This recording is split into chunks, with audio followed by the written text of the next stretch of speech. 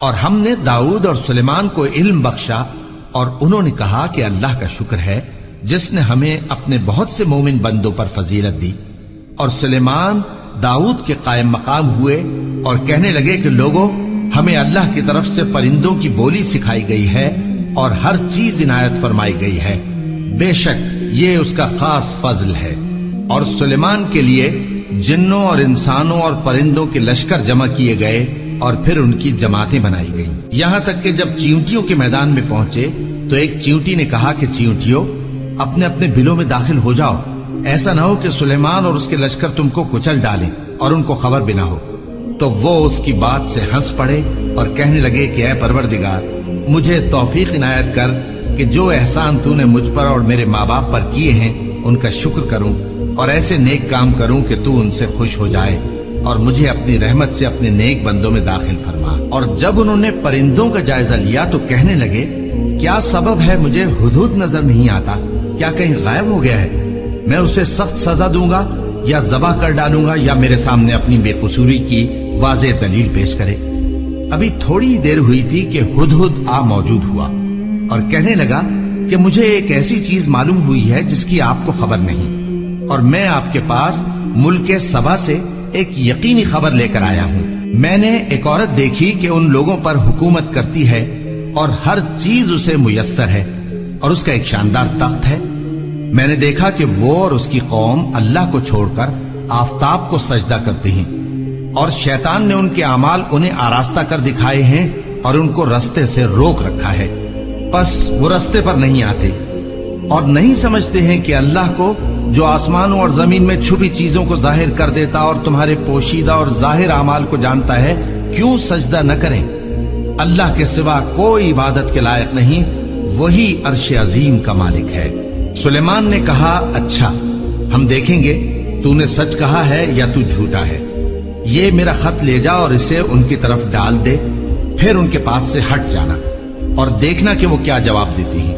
ملکہ نے کہا کہ دربار والوں، مجھ تک ایک نامہ گرامی پہنچایا گیا ہے، وہ سلیمان کی طرف سے ہے، اور مضمون یہ ہے کہ شروع اللہ کا نام لے کر جو بڑا مہربان نہایت رحم والا ہے، بعد اس کے یہ کہ مجھ سے سرکشی نہ کرو اور مطیع و فرما بردار ہو کر میرے پاس چلے آؤ۔ خط سنا کر کہنے لگی کہ اے اہل دربار، میرے اس معاملے میں مجھے مشورہ دو، جب تک کہ تم حاضر نہ ہو اور صلاح نہ دو میں کسی کام کا فیصلہ نہیں کیا کرتی۔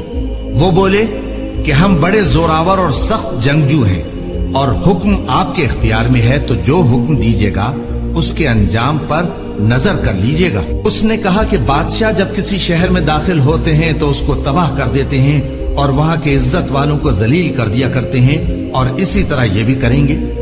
اور میں ان کی طرف کچھ تحفہ بھیجتی ہوں اور دیکھتی ہوں کہ قاصد کیا جواب لاتے ہیں۔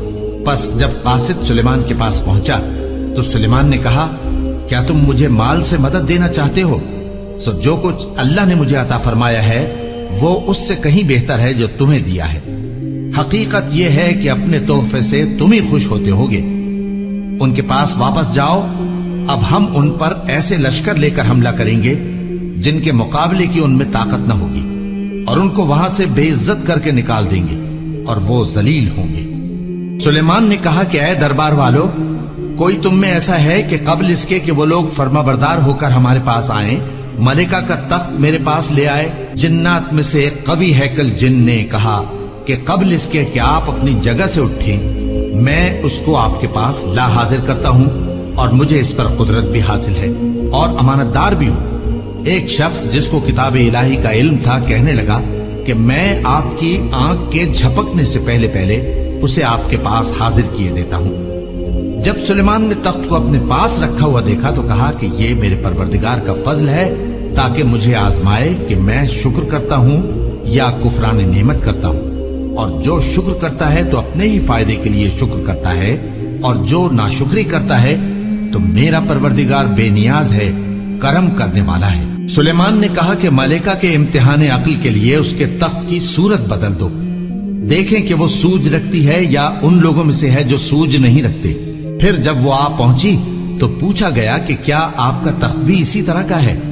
اس نے کہا کہ یہ تو گویا ہو بہو وہی ہے۔